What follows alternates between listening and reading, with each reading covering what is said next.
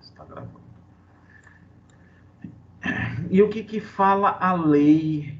Daniel, quando a gente vai estudar direito empresarial, antigamente denominado direito comercial, hoje já não se usa mais essa terminologia,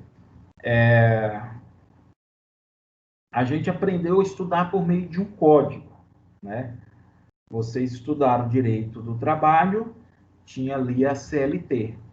Vocês estudaram direito constitucional, tinha a Constituição. Vocês estudaram direito do consumidor, tinha ali o Código de Defesa do Consumidor. E a parte de direito comercial ou direito empresarial, tem uma lei? Tem uma lei, direito comercial. Só que o Código Comercial, ele foi revogado em quase sua integralidade do que dispõe a leis comerciais e foi incorporado no Código Civil. Então, quando vocês forem estudar direito empresarial, que hoje a terminologia correta é essa, direito empresarial, e não mais direito comercial, vocês não vão utilizar o Código Comercial. O que eu vou utilizar, Daniel? O Código Civil. O nosso Código Civil foi criado em 2002, tá? E aí dentro dele tem um capítulo específico, um título específico, um livro específico que fala sobre o direito da empresa, que fala sobre o empresário, tá? E aí ele vem tecendo todos os comentários, todas as regras trazidas no direito empresarial, tá? Então, primeira situação aqui, não existe mais a terminologia direito comercial, tá? Se você pegar um livro de direito comercial, pode ter certeza que esse livro é antigo, não serve para mais nada. Daniel, mas você falou que ele foi revogado em quase sua integralidade. Sim, mas não foi revogado todo? Não. Ficou alguma coisa ainda valendo? Sim. Ficou ainda a questão de processo de retirada de sócio, ainda vai estar lá nesse Código Comercial, que você não precisa estudar, que é caso específico para advogado. E a questão do direito marítimo, né? Porque na década que foi criado o Código Comercial, ainda se tratava muito com relação ao direito marítimo, de circulação de mercadoria por meio de portos, tá?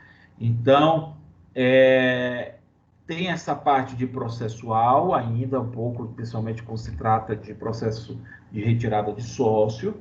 Tem a parte do direito marítimo, parte de portos, só que com relação à categoria, a pessoa do empresário, já não está mais no Código Comercial. Isso vai estar onde? No Código Civil. Beleza, gente? Bom, e aonde eu começo a estudar no Código Civil? Porque o Código Civil, gente, é uma lei muito grande. Dentro do Código Civil, nós temos as matérias de civis, as matérias de direito empresarial, as matérias do direito de família, as matérias de direito sucessórias. Nós temos muitos ramos ali, muitas ramificações do direito dentro do Código Civil. Então, é uma lei muito extensa. Para você ter ideia, no curso de direito, se você for falar assim, Daniel, eu vou fazer direito, que eu gostei e tal, e eu quero ser advogado e contador. Beleza. No curso de direito, você vai estudar direito civil do começo até o fim do curso. Do primeiro dia de aula até o seu último dia de aula, você vai ter direito civil. Lógico, separado em capítulos, direito das obrigações, direitos sucessórios, direitos de família, direito da parte de empresarial, que você não vai estudar lá, vai ter um capítulo à parte, que é do direito empresarial. Mas, para você ter ideia do tanto que é grande a legislação, você passa 5 anos estudando aquele livro, aquela lei. Então, como que eu vou estudar a parte que me interessa nesse final de semestre, que é a parte de direito empresarial? Vai estar lá no livro 2, do título 1, do capítulo 1, que fala do direito da empresa e onde fala do empresário, tá bom? Então, lá no artigo 966, artigo 966, é que eu começo a trabalhar a parte do empresário, a parte do direito empresarial. Beleza, gente?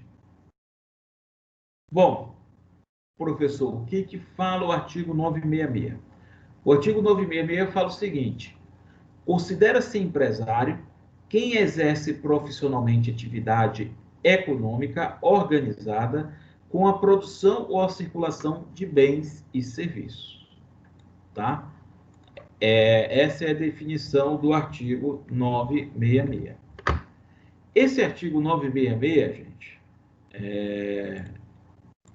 ele não traz, ele traz a figura, ele traz o seguinte: vai ser considerado empresário se houver a figura, vai ser considerado, vai aplicar o direito empresarial se houver a figura do empresário, tá? Então, toda vez que houver a figura do empresário, eu vou aplicar as legislações pertinentes ao direito empresarial. Aqui, o que fala o artigo 966? Ele dá importância ao sujeito empresário e não à empresa, tá? Então, aqui, pouco importa se o sujeito é uma pessoa física, exercendo atividade empresarial, ou é um CNPJ, uma empresa exercendo atividade empresarial. A lei ela não faz qualquer distinção. Olha, essa lei só serve para as empresas. Não. Ela serve para quem? Para aquela pessoa que exerce profissionalmente atividade econômica organizada para fins de produção ou circulação de bens ou de serviços. Então, ela de maneira geral, desde que você preencha esses requisitos. É muito parecido, gente, com a legislação que a gente já estudou, como, por exemplo, a CLT, que só vai ser aplicada às legislações trabalhistas quando a pessoa preencher os requisitos de empregado. E muito parecido também com o Código de Defesa do Consumidor, em que a pessoa somente vai utilizar o CDC se houver a figura do consumidor. Aqui, eu só vou utilizar as leis voltadas para o direito empresarial, para o direito da empresa, se houver a figura do empresário. Tá? Então, eu não vou confundir a figura do empresário com a empresa. Nesse tipo de legislação, eu vou aplicar toda vez que houver um sujeito, e esse sujeito ele é o empresário, seja ele voltada por uma pessoa física, o próprio empresário exercendo atividade de forma profissional, ou seja ele exercendo por meio de um CNPJ, de uma empresa. Beleza? Dúvidas? Nenhuma, né? Maravilha. Então, vamos desmiuçar esses requisitos trazidos no artigo 966. Né? O artigo 966 começa o seguinte: considera-se empresário. Então, ponto. Ele não traz considera-se empresa, nem nada, nem qualquer outro tipo de situação. Ele vai dizer considera-se empresário e para empresário eu aplico essa lei. Quem exerce profissionalmente. Primeiro, vamos entender esse profissionalmente. O profissionalmente, gente, tem que ser realmente uma coisa voltada para ganhar dinheiro, tá? Tem que ser uma coisa organizada. Eu não posso fazer por hobby, tá? Vamos lá, por exemplo, alguns de vocês já tiveram álbum de figurinha? Já tiveram álbum de figurinha? Principalmente figurinha da Copa do Mundo? Toda a Copa do Mundo tem aqueles álbuns de figurinha, né? Ah, a Vitória teve o álbum de figurinha. Gente, falam comigo, pelo amor de Deus, senão eu vou entrar de depressão aqui, se vocês não falarem comigo. O álbum de figurinha, olha, a Vitória teve em 2010. Completou, Vitória? Quase, bateu na trave. Vamos lá. A Vitória, ela tinha um álbum de figurinha. Ela tinha um álbum de figurinha por quê? Porque era um hobby dela, era um passatempo na época, né? Ela queria ali, completar o álbum, quem sabe, né? O Brasil ganhasse, você teria aquele álbum completo do Brasil, todos os jogadores. É legal, é bacana, é um hobby. tá? Você está ali comprando, às vezes você está vendendo figurinha, às vezes você está trocando figurinha, mas beleza, mas você está trabalhando, você está gastando seu tempo por um hobby. Até aí tudo bem. O cara da banca de revista que vende os pacotes de figurinha, ele não está ali por hobby. Ele está ali exercendo uma atividade de forma profissional. Ele está ali com o intuito de obter lucro. Aqueles caras que estão ali também comprando figurinha e vendendo com o intuito de obter lucro, todo organizado. Eu faço quase todas as figurinhas da Copa do Mundo, eu faço. Principalmente que é uma maneira de eu ficar com meu filho, a gente ter um assunto em comum, tal, tal, tal. Embora meu filho agora já tenha 17 anos. E não sei se ele vai querer mais ficar colando figurinha comigo. Mas aí eu consegui, eu tenho mais um filho de 1 ano, esse vai ficar colando figurinha comigo. Mas o meu filho de 17, eu fiz vários álbuns de figurinha com ele, e às vezes para a gente completar determinada seleção, ficava faltando aquela figurinha, né? Uma, duas, e não vinha aquela. Aí você ia lá na mão de um cambista, de um, sei lá, um profissional autônomo, que ele ficava ali com uma caixa, né? Com todas as figurinhas, vendendo e comprando. Ele vendia, comprava a sua por 50 centavos e vendia para o cara por R$ 5. Ele tinha isso como negócio para ele. Ele exercia essa atividade de forma profissional. Então, ou seja, a Vitória e eu, que como nós vendíamos figurinha, nós compramos figurinha, nós trocamos figurinha, mas eu tinha isso como um hobby, um passatempo. Já aquele cara da banca de revista, ou aquele cara que ficava do lado da banca de revista, ele não tem isso como passatempo. Ele tem isso como atividade profissional, tá? Então aquele cara poderia ser considerado um empresário? Vamos ver. Um dos requisitos ele já preenche, que é você exercer aquela atividade de forma profissional. Como assim de forma profissional, Daniel? De forma continuada, onde você tem uma regra ali de entrar, de sair, de fazer o seu cronograma de atividades, né? De criar suas metas. Então ele tinha lá, olha, eu vou ficar ali vendendo figurinha das 8 da manhã até as 18 horas, vou fazer 1 hora de almoço, ou eu vou ficar até as 10 da noite. Ele tinha que exercer, até para ter lucro, ele tinha que exercer aquela atividade de forma profissional. Embora eu e a Vitória fazemos a mesma atividade, que é compra, venda ou troca de figurinha, mas não de forma habitual, de forma profissional. A gente fazia como um hobby, né? Qual é a profissão de Vitória?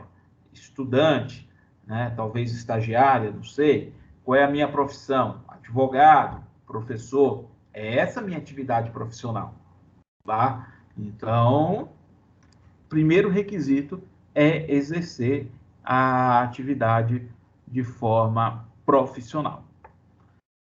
Segundo, a atividade ela tem que ser econômica, ou seja, tem que ter fins lucrativos, eu tenho que ganhar lucro com aquilo, tá?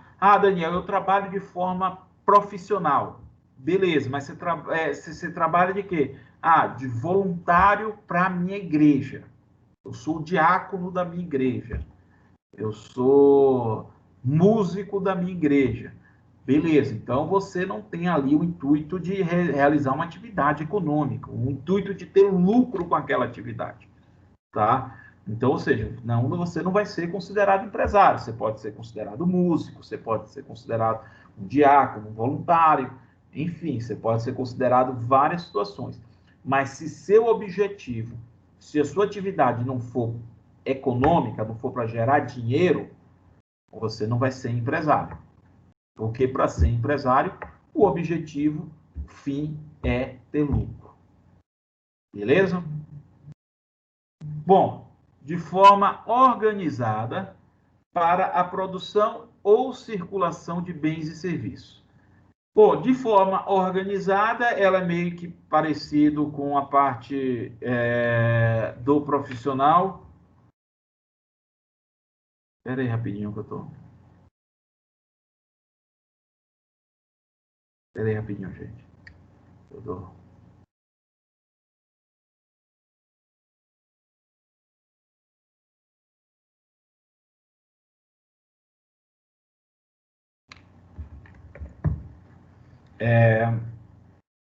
tem que ser de forma organizada. Eu tenho que dizer ali a minha missão, meu objetivo da minha empresa, né? Vou trabalhar ali com tal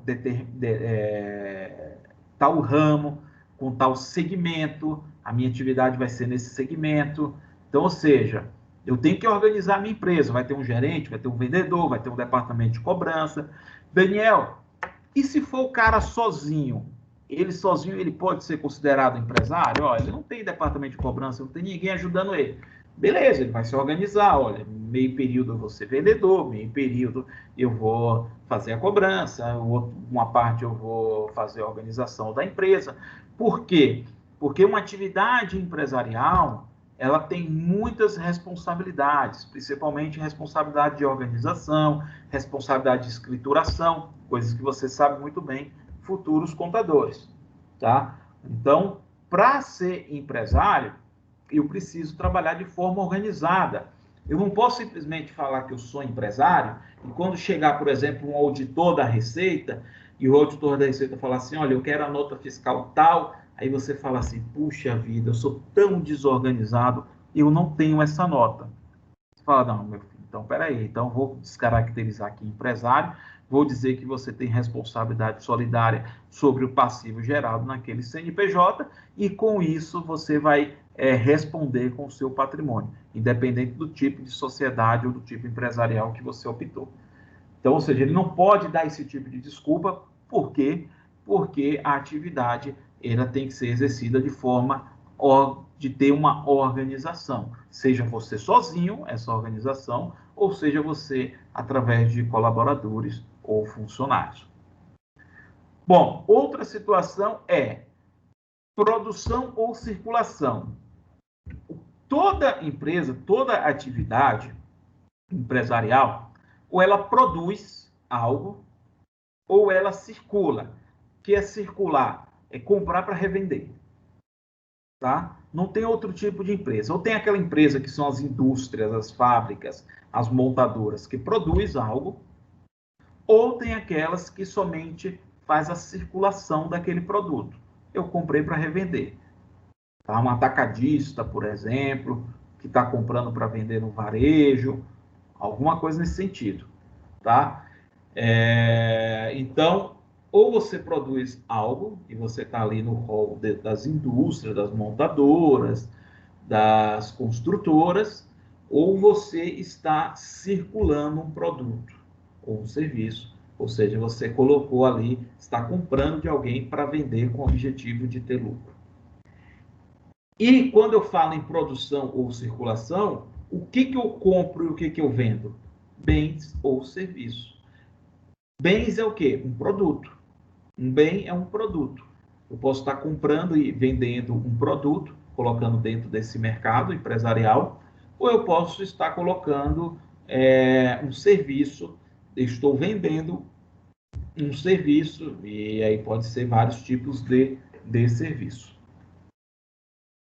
Bom, então toda vez que alguém falar assim, ó, olha, eu sou empresário, tá, vamos lá, você preenche os requisitos do artigo 966, porque para ser empresário, a lei é bem clara que empresário vai ser aquela pessoa que exerce profissionalmente atividade econômica organizada para a produção ou circulação de bens ou de serviços. Se o cara preencher esse requisito, trabalha de forma profissional, com o objetivo de obter um lucro, de forma organizada, produzindo ou circulando bens ou serviços, esse cara pode ser considerado empresário e aí ele vai ter as benéficas do direito empresarial ou do Código Civil, onde fala do direito empresarial. Beleza, gente? Dúvidas? Nenhuma, né? Bom, o parágrafo único, ele traz exceções de situações em que não pode ser considerado empresário, tá? Quais são essas exceções trazidas pelo parágrafo único? Não considera empresário quem exerce profissão intelectual, de natureza científica, literária ou artística, ainda com concurso de auxiliares ou colaboradores, salvo se o exercício da profissão constituir elemento de empresa. Então, vamos lá. Não considera empresário profissional intelectual de natureza científica, literária ou artística. Por muito tempo, houve a discussão de que advogado não poderia ser empresário, médico não poderia ser empresário, músico não poderia ser empresário, artistas da Globo não poderiam ser empresários, cientistas não poderiam ser empresário, por causa dessa exceção prevista no artigo. O artigo ele ainda está em vigor, ele ainda está em vigência, tá? Porém, a lei e até o governo brasileiro, ele vem flexibilizando tudo para que realmente a pessoa constitua empresa e ela exerça atividade empresarial com os benefícios, por exemplo, tributários, de contribuição de menos impostos, de pagamentos de menos impostos. Então, hoje, por exemplo, mesmo falando que o advogado não exerce uma atividade, por ser uma atividade intelectual, ele não poderia ser advogado. Mas a própria lei da OAB já permite a abertura de escritório de advocacia, com a pluralidade de sócio, evoluindo hoje até no escritório de advocacia unipessoal. Hoje só temos um único sócio. Nós temos empresas de médicos também. Os artistas, por exemplo, da Globo, às vezes, se vocês acompanham aí os debates políticos, você vê lá o Bolsonaro falar, mas você recebe por meio de nota fiscal. Mas os caras não poderiam receber por meio de nota fiscal porque eles têm ali uma participação artística. Mas o cara abre o CNPJ, não sei agora de cabeça qual é o KNAI que esse pessoal coloca, mas há a possibilidade de mesmo a pessoa, cantores e tudo mais, artistas, trabalharem por meio de CNPJ. Porque a lei, ela traz essa exceção, gente, e ela traz ainda, a questão de você ter auxiliares, colaboradores, não vai mudar em nada, tá? Não vai mudar em nada. Então, às vezes, a pessoa tem uma mega estrutura e ela pode falar assim, não sou empresário. Eu não posso ser considerado empresário. Hoje, está meio que desuso, né?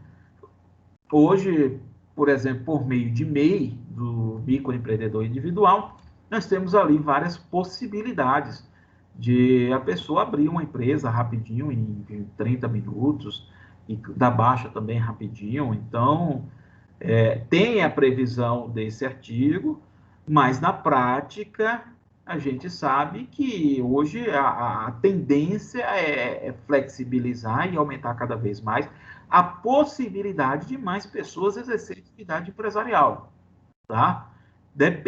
Independentemente da sua função, tá? Então, hoje, advogado tem empresa, artista tem empresa, poeta, o cara que escreve um poeta, um escritor tem empresa.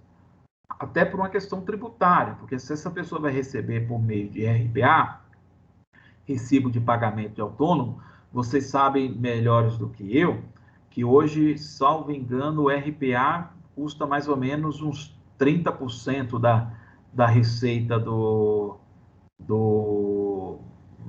credor, né? Porque tem ali 27% de imposto de renda, dá mais de 30%, né? 27% de imposto de renda, ISS, dependendo da cidade, chega a 3%, e tem o INSS, que eu acho que é de 8%, né? Então, ou seja, 27 mais 8 e mais 3 dá 38% de gasto tributário por meio de um RPA. E uma nota fiscal, por exemplo, de um advogado, a alíquota é 4%. Tá? Então, 4% de imposto. Ou seja, é muito mais barato, muito mais vantagem você abrir a empresa e o próprio e a própria economia, o próprio mercado tem pedido isso e facilitado isso. Beleza, gente? Dúvida?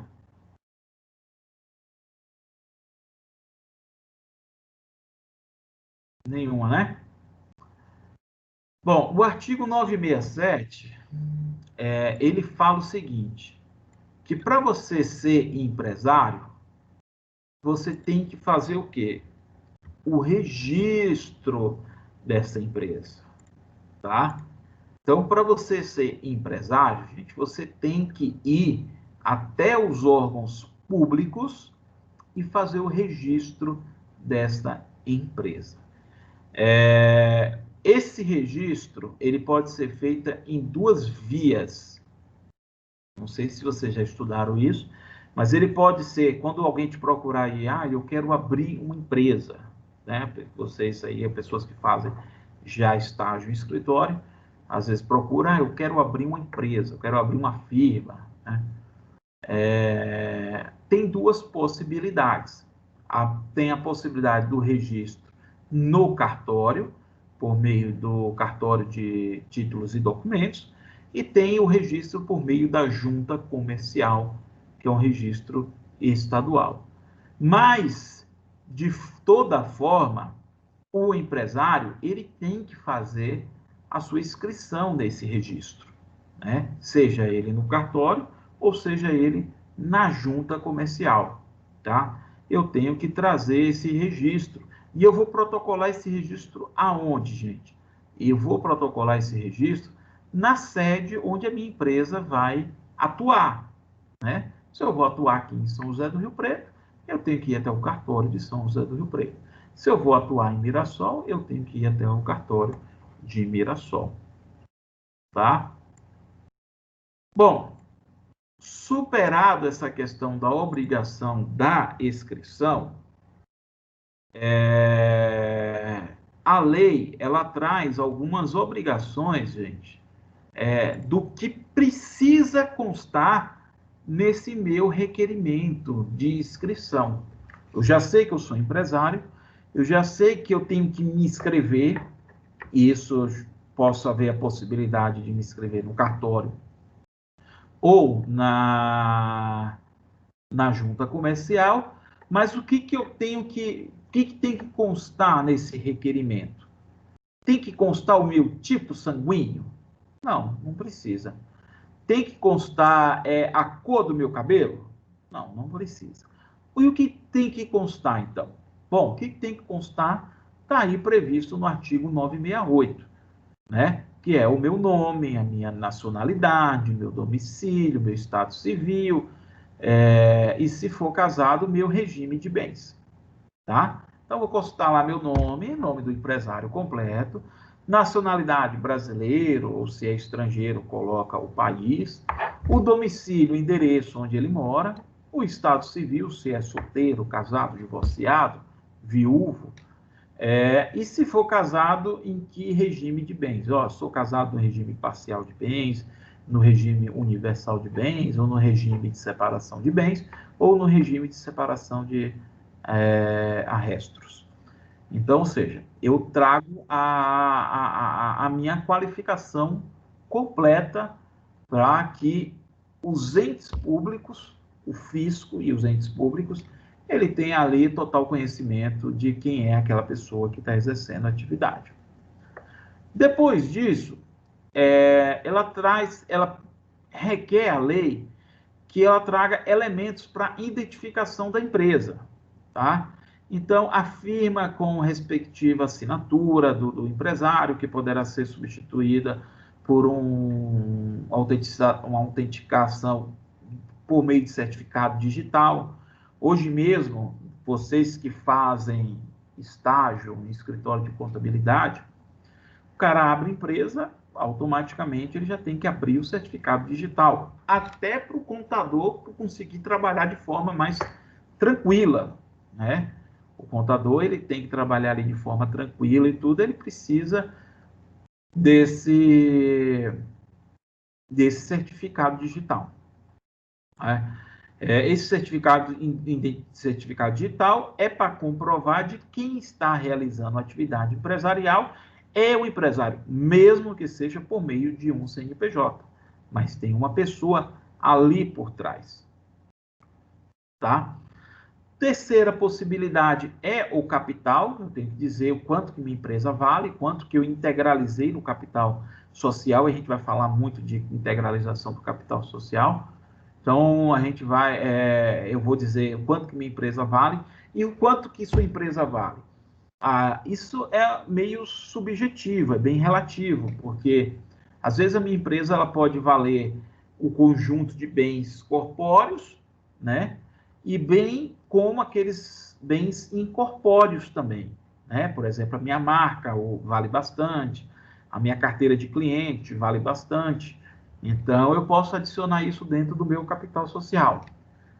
Por ser essa junção de bens corpóreos e incorpóreos, é que não há, embora a lei ela seja bem clara com relação à integralização do capital social, mas na junta, se você for registrar uma empresa na junta ou no cartório, não vai ter ninguém lá comprovando, ó, deixa eu ver se você integralizou o capital social. Ou deixa eu ver se o seu capital social realmente é aquilo que sua empresa vale. Não tem esse tipo de fiscalização. Por quê, Daniel? Porque o capital, ele é esse conjunto de bens corpóreos e incorpóreos. Se eu falar que o capital da minha empresa vale 100 mil reais, e que desses 100 mil, 50 mil é de bens corpóreos, de bens materiais, e os outros 50 mil é de bens incorpóreos. Quais são bens corpóreos? Um contrato de franquia que eu assinei, a minha marca que ela já vale, que eu estou comprando já uma marca com um forte valor agregado. Então, necessariamente, o capital não é somente a quantidade de bens que a empresa tem. O objeto da empresa, o que é o objeto, gente? O objeto da empresa nada mais vai ser os quinais em que uma pessoa, quando vai constituir a empresa, principalmente na junta comercial, ela tem lá os campinhos, os códigos para colocar os quinais. Então, ali vai ser o objeto da minha empresa. Minha empresa vai ser uma padaria, vai ser um supermercado, vai ser uma autoelétrica, uma empresa de carro. O que vai ser a minha empresa? Vai estar lá no objeto dela, né? E a sede, o endereço daquela empresa, né? Então, minha sede vai ser na rua XPTO, número tal. Maravilha?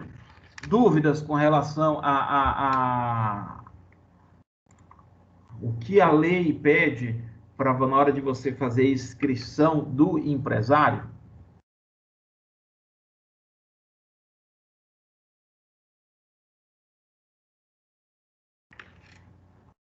Maravilha.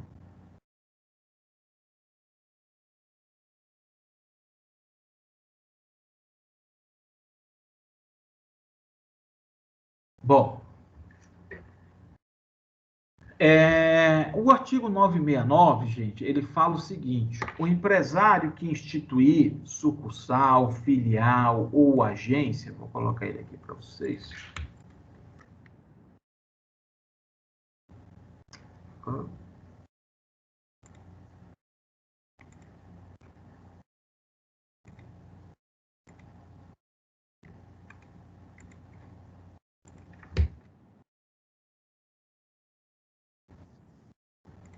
O empresário que instituir sucursal, filial ou agência, em lugar sujeito à jurisdição de outro registro público, deverá também escrever como prova da inscrição originária. O que isso quer dizer? Que se eu tiver uma filial, vocês vão estar sabendo disso, vocês vão ver que o número do CNPJ é o mesmo e vai diferenciar o final, né? Que vai ser 001 ou 1000 contrário, 2000 contrário, 3000 contrário, o 001, 002, 003, enfim. Só que, ao eu instituir, ao eu abrir esse CNPJ secundário, essa atividade sucursal ou filial, eu tenho que abrir um CNPJ lá na sede, lá no endereço em que eu vou instituir esse CNPJ. Então, vamos lá. Se eu for abrir, eu tenho uma empresa aqui, em São José do Rio Preto, estou exercendo atividade empresarial aqui. Eu quero abrir uma filial em Londrina, Paraná. Eu tenho que ir lá abrir, contratar um contador por lá. Eu acho que agora acho que nem precisa, né? Acho que o escritório consegue fazer isso de forma online. Mas eu preciso abrir uma filial lá, entendeu? Na sede de lá, tudo de lá, tá? Ah, mas a matriz é em Rio Preto. Beleza, mas em qualquer lugar que eu for constituir a minha filial, ou a minha agência, eu tenho que ter uma inscrição lá. Por que eu tenho uma inscrição lá? Porque a lei criou essa regra de ter essa inscrição lá. A lei quer proteger, gente, o fornecedor, a atividade empresarial, aquela negociação de compra e venda. Então, poxa, se eu estou exercendo atividade em Londrina, eu tenho que ter um CNPJ em Londrina, para a pessoa ficar fácil de me encontrar. Se bem que hoje está muito mais fácil com relação à tecnologia, internet, tudo mais, mas lembra que a lei é de 2002, não tinha tanta informação como a gente tem agora.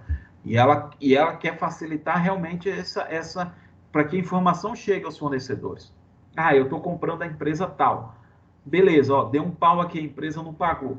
Beleza, vamos aqui na filial dela, que é aqui mesmo, em Londrina, e vamos fazer a cobrança aqui, a ação de execução do título de crédito aqui mesmo, sem nenhum tipo de problema, tá? Dá para fazer isso, tem que fazer esse tipo de abertura em cada localidade onde for constituir a empresa.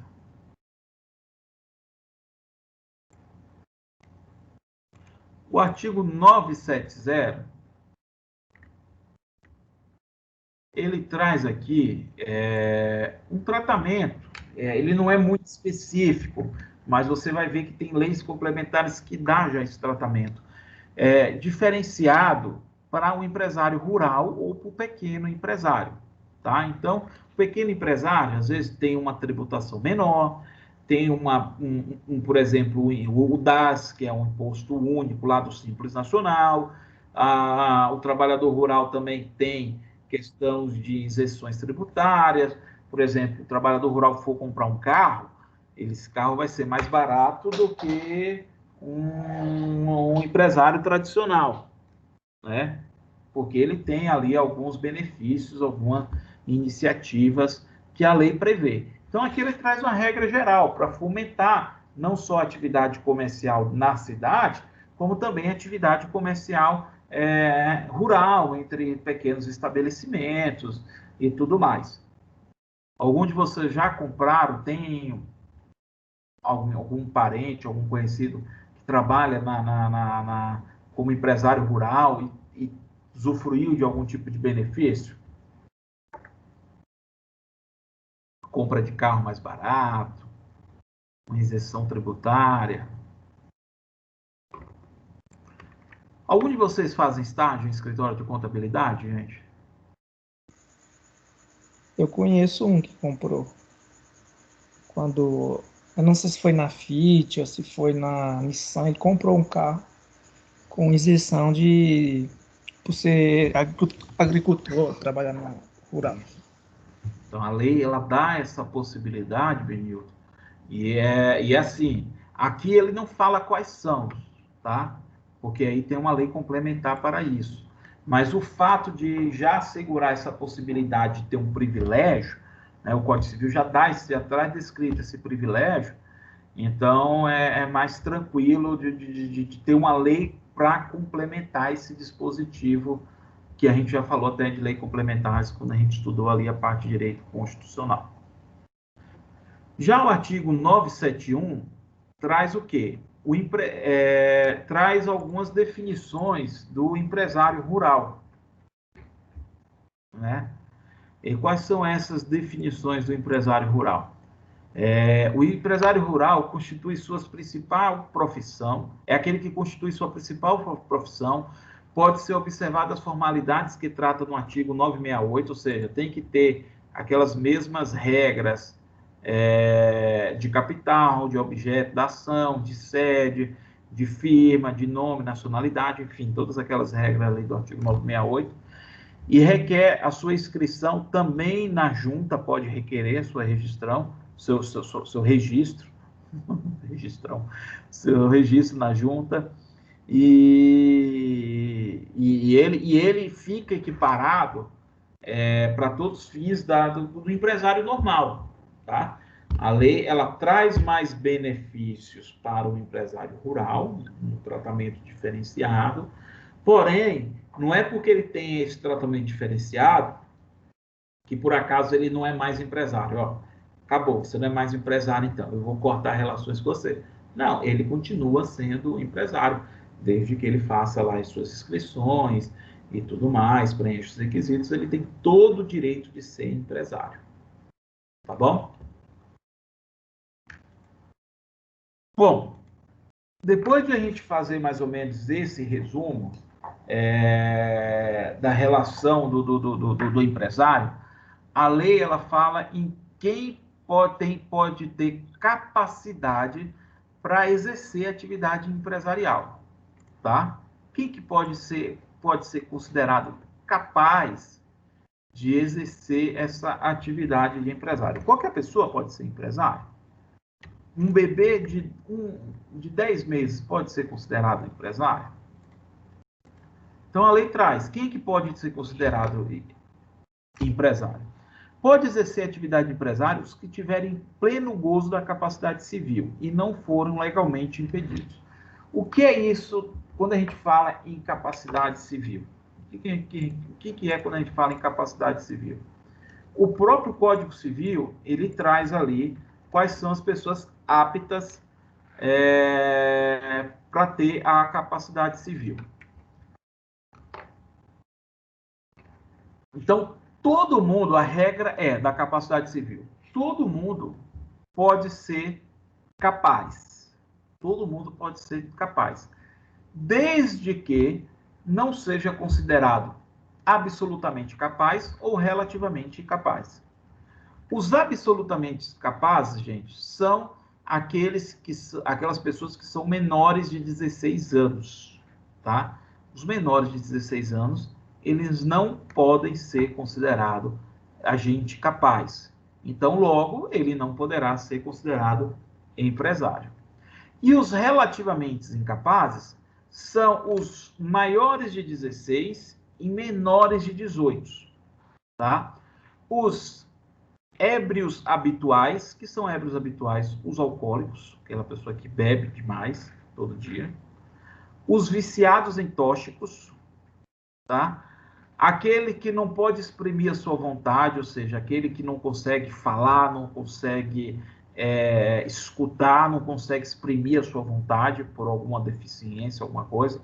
Ah, Daniel, eu perdi a minha fala, mas eu consigo falar em língua de sinais, em libras. Beleza, então você é o capaz. Tá? Os pródigos, que são pródigos? São pessoas que gastam mais do que têm, né? Mas para ser pródigo, você tem que ter uma sentença decretada dizendo que você é pródigo, né?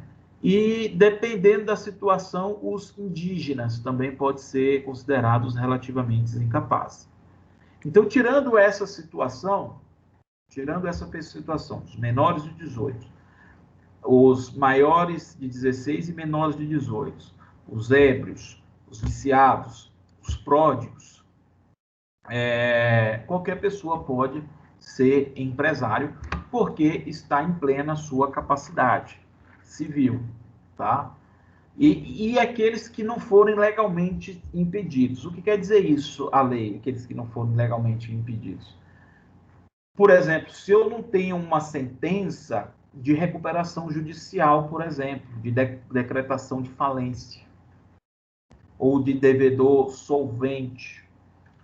Então, se eu tenho, por exemplo, uma sentença decretando a falência, eu sou impedido a abrir uma outra empresa, porque senão ficaria fácil, hein? Eu abro empresa, bato falência. Eu abro outra empresa, bato falência. Eu abro outra empresa, bato falência. E vou dando coop. Coop não, né? Mas eu vou causando aí uma destruição na cidade, em tudo que é lugar. Então, para evitar isso, a lei proíbe que aqueles que foram legalmente impedidos, por exemplo, tem um rol também de pessoas que não podem abrir empresas. Os médicos não podem abrir empresas de laboratório, de farmácia, senão seria fácil, né? O médico fala assim, ó, eu vou receitar tal médico, vai lá na minha farmácia e compra. Então, ele não pode abrir farmácia. Os magistrados, juízes, alguns servidores públicos, não pode abrir empresas. Deixa eu ver aqui que eu tenho um materialzinho. Deixa eu ver se está fácil aqui. Onde fala.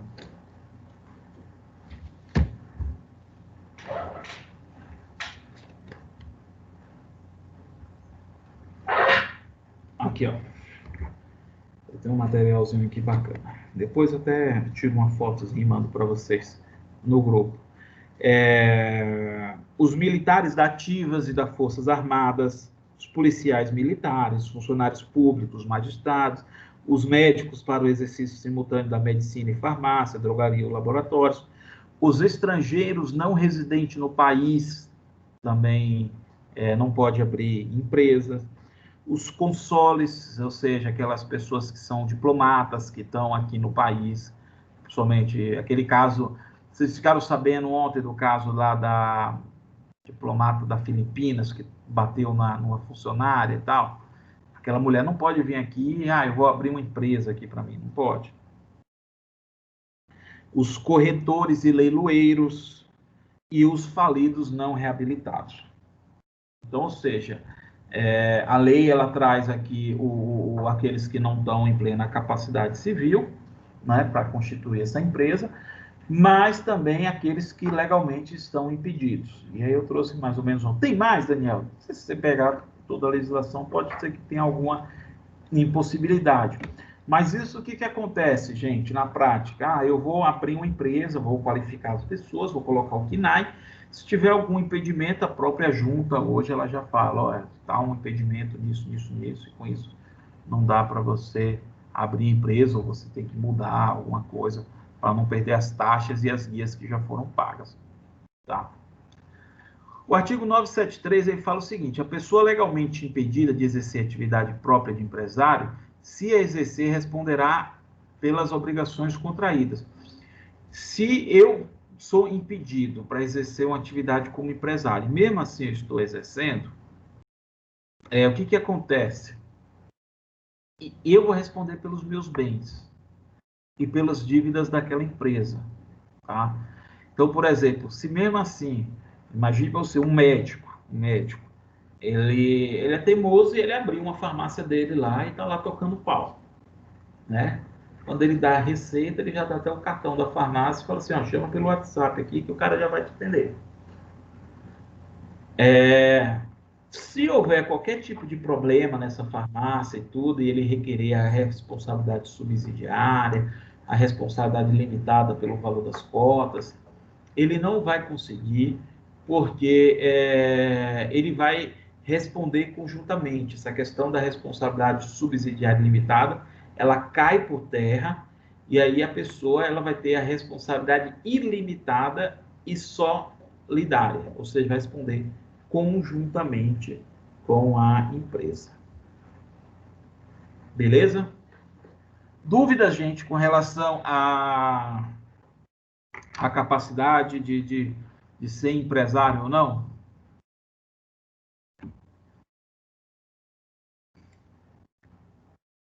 Bom, Daniel, aqueles relativamente incapazes que você falou ali, eles podem jamais exercer atividade empresarial?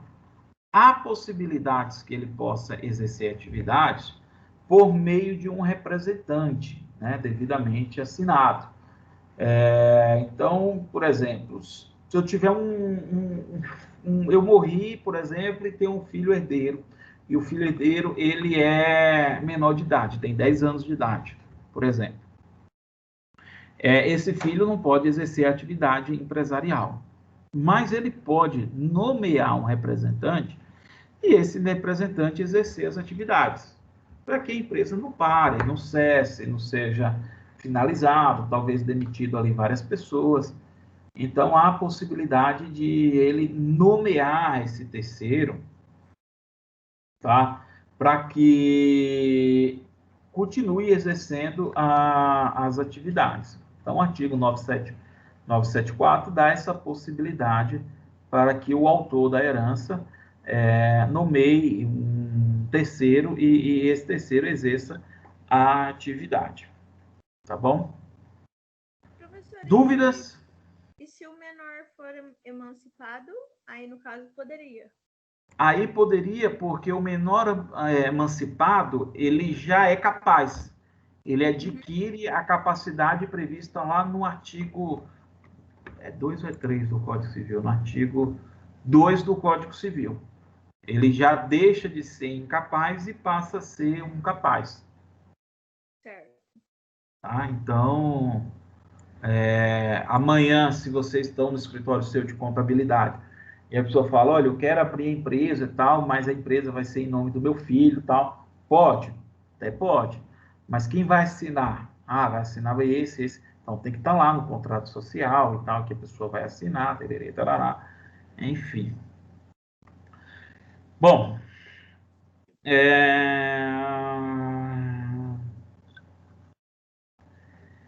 o registro da empresa, gente, o registro da empresa, você já sabe que a empresa tem que ser registrada, né?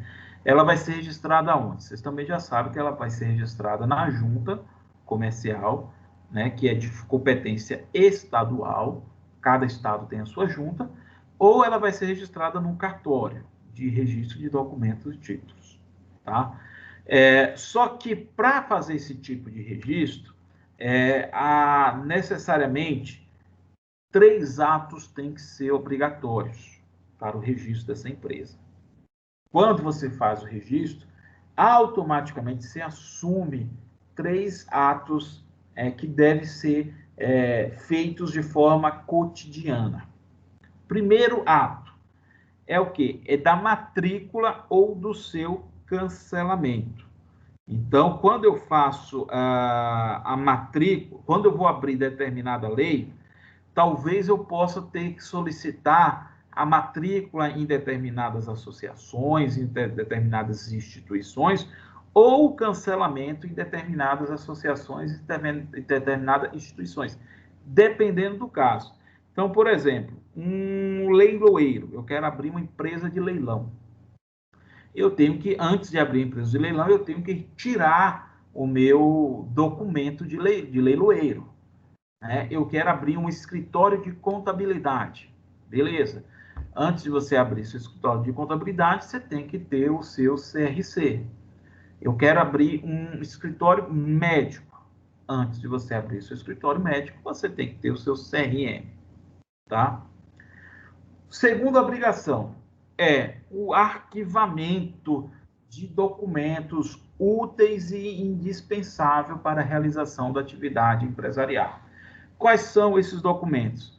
Constituição da sociedade, quando você abriu a sociedade, quando você alterou a sociedade, quando você dissolveu a sociedade, quando você houve qualquer tipo de extinção da sociedade, tá? Então você tem que ter esse arquivamento de todos esses documentos. Você vai arquivar onde? Na junta ou no cartório, dependendo de onde você fez a constituição, tá bom? Então, eu tenho que estar sempre, toda vez que eu for mudar a estrutura organizacional da minha empresa, eu tenho que fazer esse arquivamento no órgão competente. E terceiro, a autenticação. Autenticação de quê, Daniel? Eu tenho que contratar um funcionário, que aí é onde vocês ganham dinheiro, né? Eu tenho que contratar um contador, e esse contador ele vai fazer o quê? Vai fazer a escrituração de livros contábeis, os balanços, as demonstrações financeiras. Eu sou obrigado a ter esse tipo de gente, ou seja, vocês, na empresa da pessoa, tá? Ah, Daniel, mas empresas de pequeno porte, algum tipo de empresa, eu posso não ter, por exemplo, uma MEI, não ter um contador? Pode, porque a lei específica daquela classe, ela dá essa possibilidade de você atuar e fazer esse tipo de organização da sua empresa. Mas empresas limitadas, empresas SAs, empresas EIRELI, que estão instituídas no Código Civil, essa tem que ter a autenticação dos livros, das escrituras, do balanço, por meio de um profissional qualificado, que serão vocês futuramente. Aí eu gostei, hein, Daniel? Agora você tocou num assunto bom, hein? Agora sim um assunto de ganhar dinheiro, porque nessa faculdade eu só gasto, e não ganho nada. Beleza.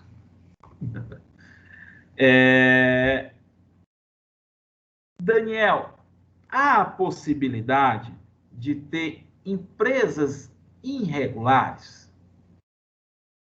No Brasil há de tudo, né? No Brasil há de tudo. Mas, deixa eu ver aqui se eu acho. Mas pode haver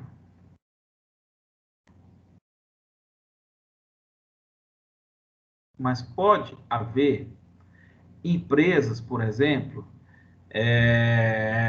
que por alguma situação ela foi constituída de forma bem clara, mas dentro do seu andamento ocorreu alguma situação que deixou ela irregular. E aí cabe o profissional contábil resolver ou sanar essa situação. Então, por exemplo, as empresas de sociedades. Sabe que as empresas de sociedade são aquelas que têm 2 ou mais sócios. Então, uma sociedade limitada, uma sociedade simples, uma sociedade comandita por ações, enfim. As sociedades limitadas eu tenho que ter 2 ou mais pessoas. Eu tenho uma sociedade com 2 pessoas. Um do meu sócio morre, só tem um. Essa empresa está irregular, porque ela é uma sociedade e não existe uma sociedade de um. Pelo menos não deveria existir, mas no Brasil existe? Existe. Como assim, Daniel? Sociedade de um? Rapaz, brasileiro é bicho que inventaram agora, recentemente, sociedade unipessoal, inclusive para escritório de advocacia também, que ela meio que está substituindo a Eireli, né? Que a Eireli pedia um capital social de 100 vezes o valor do salário mínimo, e muita gente não estava abrindo a Eireli, então fazia ainda aquele cambalacho lá de 99% para um e 1% para outro, só para estar ali na configuração da sociedade limitada, que a gente vai estudar e vocês vão entender a diferença de um para outro. Só que o que acontece nisso? Nessa situação de 50 de sociedade irregular, essa pessoa tem um prazo de 180 dias, por exemplo, nesse caso que eu dei de um sócio que falece, para regularizar essa sociedade, essa empresa.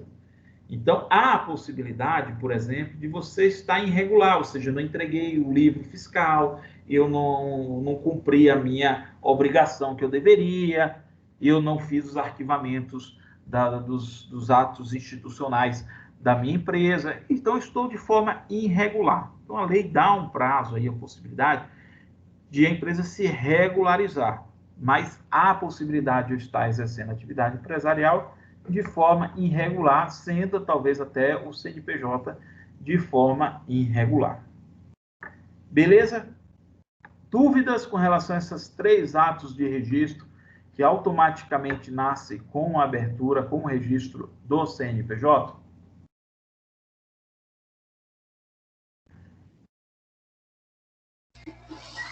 Não, professor. Tem um artigo aqui que vocês vão gostar. Deixa eu ver se eu acho. Artigo 1179. Aqui, ó. Achei. Vou mandar para vocês, ó. Não se delirem com esse artigo. Calma, que é segunda-feira.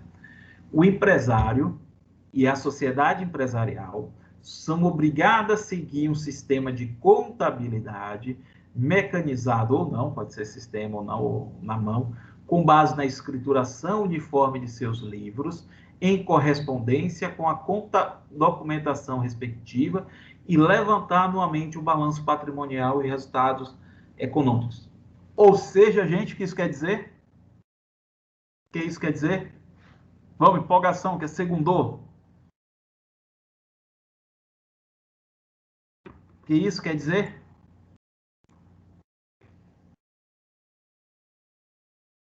Nada? Ninguém?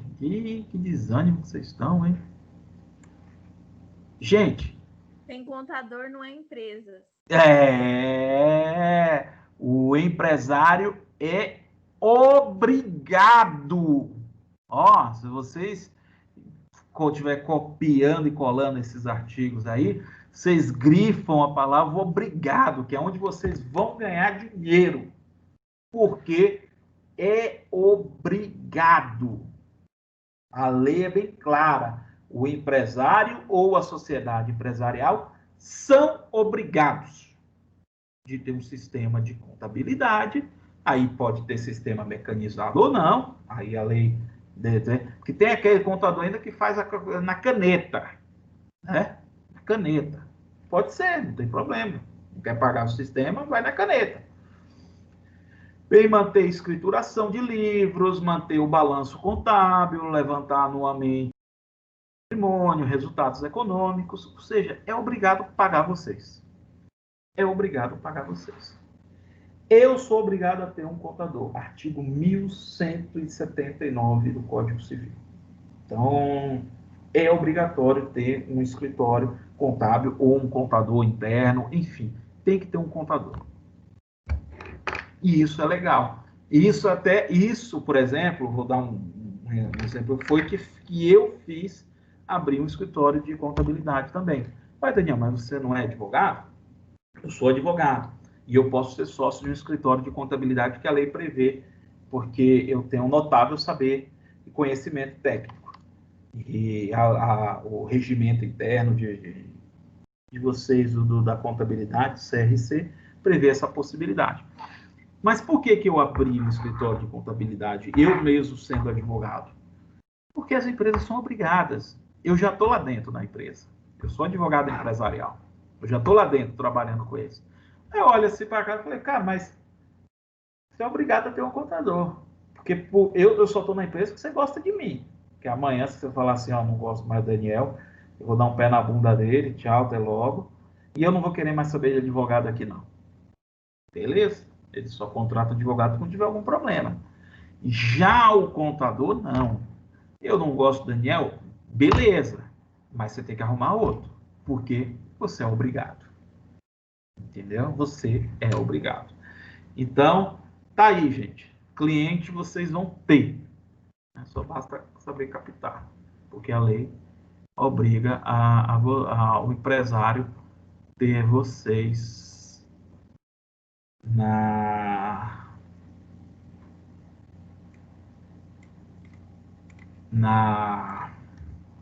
dentro da empresa para fazer atividade de escriturações de livros e tudo mais. Ficaram empolgados, né, gente? Pô, segunda-feira, recebo uma notícia dessa, que a lei me obriga a ter um empresário, e agora eu tenho uma lei aqui, que a lei obriga o empresário a ter um contador. Você tem que ficar empolgado, gente. Você tem que ficar em delírio. Vamos tomar uma cerveja hoje, porque a lei obriga. Bom, e para finalizar, vamos quebrar um paradigma muito grande aqui, que é o artigo 1142 do Código Civil.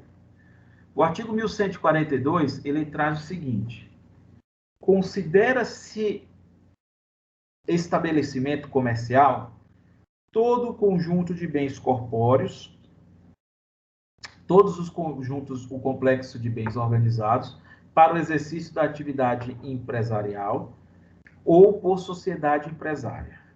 O que isso quer dizer, gente? Estabelecimento comercial, para a lei, para o Código Civil, não é o prédio onde está situado a empresa. Tá? Se a pessoa chega para você e fala assim, eu vou no meu estabelecimento comercial. Você vai falar assim, caramba, você sabe que estabelecimento comercial, perante a lei, é todo o conjunto de bens corpóreos e incorpóreos necessário para a atividade empresarial. É isso que é estabelecimento comercial. Então, você está indo para onde? Eu não entendi. Não, eu estou indo lá onde minha empresa fica. Tá. Então, você está indo pro ponto comercial. Tá? Porque muita gente... Hoje a gente vai quebrar esse paradigma. Na aula que vem a gente vai quebrar um outro paradigma muito grande também, muito legal. Mas o estabelecimento comercial é o conjunto de bens corpóreos necessários para a atividade empresarial. O que é o conjunto de bens corpóreos? Pode ser o corpo, a massa, uma mesa, uma cadeira, computador, ou incorpóreo, aquele que é imaterial, não tem massa. A minha marca, a carteira de cliente, o know-how que eu já tenho. Tá? Então, isso que compõe o meu estabelecimento comercial. E por que é importante eu saber essa questão do estabelecimento comercial, gente? Porque o estabelecimento comercial ele tem vida própria. Tá? Eu posso comercializar o meu estabelecimento comercial sem necessariamente comercializar a minha empresa. Eu posso, por exemplo, vender o meu nome, a minha carteira de cliente, os meus conjuntos de bens corpóreos, mas eu não vou vender o meu CNPJ. O CNPJ fica comigo. Tá? E como que eu faço essa venda? Eu faço essa venda do estabelecimento comercial por meio de um contrato de 3 passes, diferente de um contrato de compra e venda de cotas mercantis, de cotas societárias.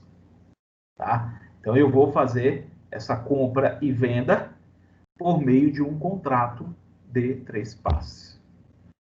Dúvida, gente?